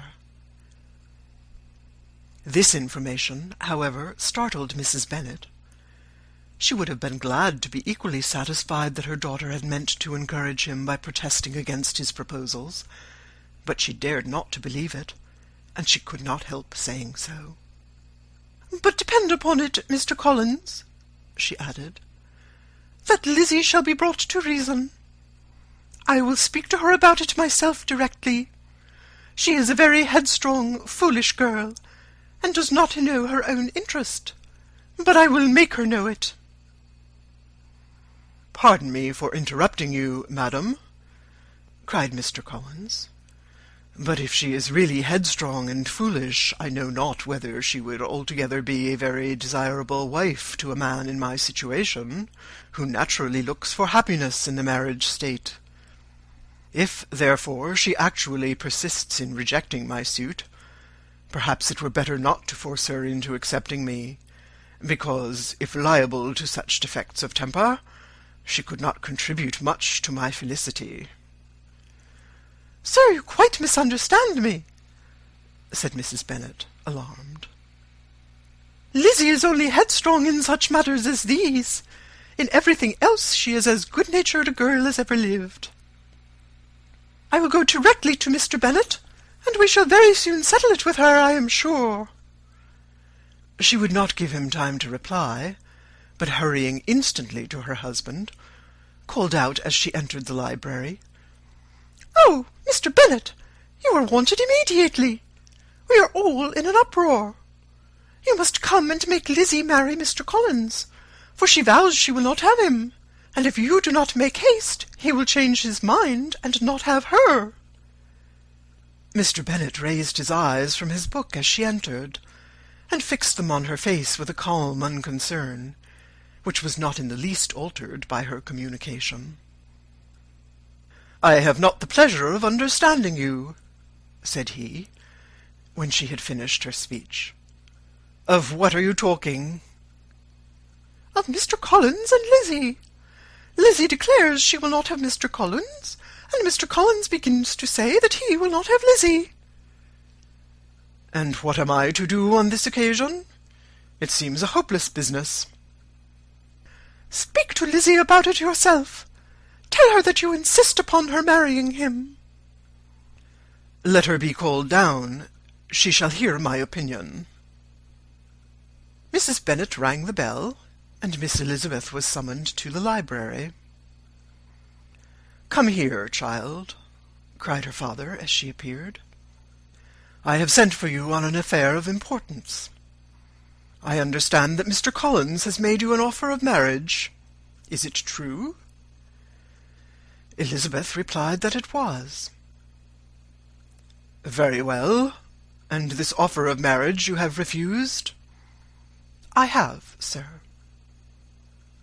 "Very well. We now come to the point. Your mother insists upon your accepting it. Is it not so, Mrs. Bennet?"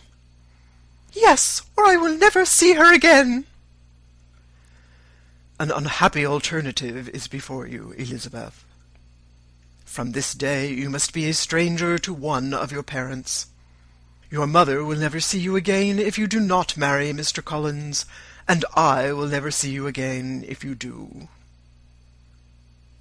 Elizabeth could not but smile at such a conclusion of such a beginning, but Mrs. Bennet, who had persuaded herself that her husband regarded the affair as she wished, was excessively disappointed. "What do you mean, Mr. Bennet, by talking in this way? You promised me to insist upon her marrying him."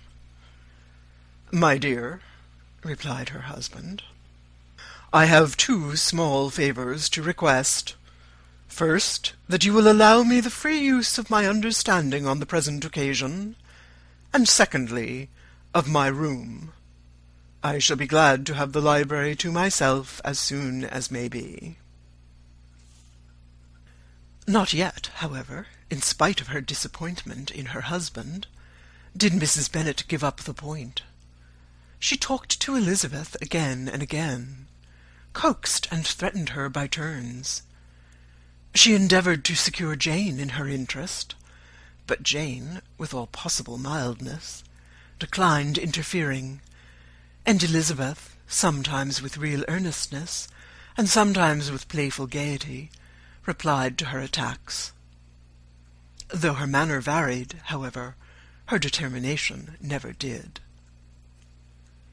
Mr. Collins, meanwhile, was meditating in solitude on what had passed. He thought too well of himself to comprehend on what motive his cousin could refuse him, and though his pride was hurt, he suffered in no other way. His regard for her was quite imaginary, and the possibility of her deserving her mother's reproach prevented his feeling any regret. While the family were in this confusion, Charlotte Lucas came to spend the day with them. She was met in the vestibule by Lydia, who, flying to her, cried in a half-whisper, "I am glad you are come, for there is such fun here. What do you think has happened this morning? Mr. Collins has made an offer to Lizzie, and she will not have him." Charlotte had hardly time to answer before they were joined by Kitty, who came to tell the same news, and no sooner had they entered the breakfast-room, where Mrs. Bennet was alone, than she likewise began on the subject, calling on Miss Lucas for her compassion, and entreating her to persuade her friend Lizzie to comply with the wishes of all her family. "Pray do, my dear Miss Lucas," she added in a melancholy tone, "for nobody is on my side, nobody takes part with me. I am cruelly used. Nobody feels for my poor nerves." Charlotte's reply was spared by the entrance of Jane and Elizabeth. "Ay, there she comes," continued Mrs. Bennet, "looking as unconcerned as may be, and caring no more for us than if we were at York, provided she can have her own way. But I tell you what, Miss Lizzie, if you take it into your head to go on refusing every offer of marriage in this way, you will never get a husband at all. And I am sure I do not know who is to maintain you when your father is dead. I shall not be able to keep you, and so I warn you. I have done with you from this very day. I told you in the library, you know, that I should never speak to you again, and you will find me as good as my word. I have no pleasure in talking to undutiful children. Not that I have much pleasure, indeed, in talking to anybody. People who suffer as I do from nervous complaints can have no great inclination for talking. Nobody can tell what I suffer. But it is always so. Those who do not complain are never pitied." Her daughters listened in silence to this effusion, sensible that any attempt to reason with or soothe her would only increase the irritation. She talked on, therefore, without interruption from any of them, till they were joined by Mr. Collins, who entered with an air more stately than usual, and on perceiving whom, she said to the girls, "Now I do insist upon it that you, all of you, hold your tongues, and let Mr. Collins and me have a little conversation together." Elizabeth passed quietly out of the room. Jane and Kitty followed, but Lydia stood her ground, determined to hear all she could, and Charlotte, detained first by the facility of Mr. Collins, whose inquiries after herself and all her family were very minute, and then by a little curiosity, satisfied herself with walking to the window and pretending not to hear. In a doleful voice, Mrs. Bennet thus began the projected conversation. "Oh, Mr. Collins!" "My dear madam," replied he, "let us be for ever silent on this point. Far be it from me," he presently continued, in a voice that marked his displeasure, "to resent the behaviour of your daughter. Resignation to inevitable evils is the duty of us all, the peculiar duty of a young man who has been so fortunate, as I have been, in early preferment, and I trust I am resigned. Perhaps the not less so from feeling a doubt of my positive happiness had my fair cousin honoured me with her hand.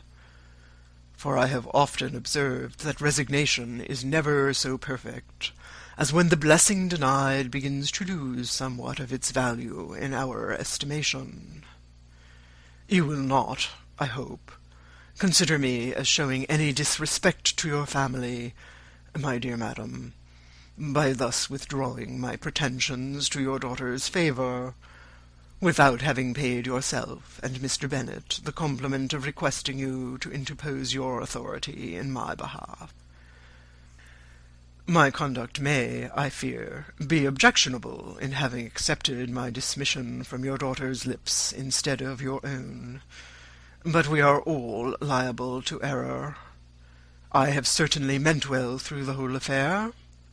My object has been to secure an amiable companion for myself, with due consideration for the advantage of all your family, and if my manner has been at all reprehensible, I here beg leave to apologize. End of chapter 20.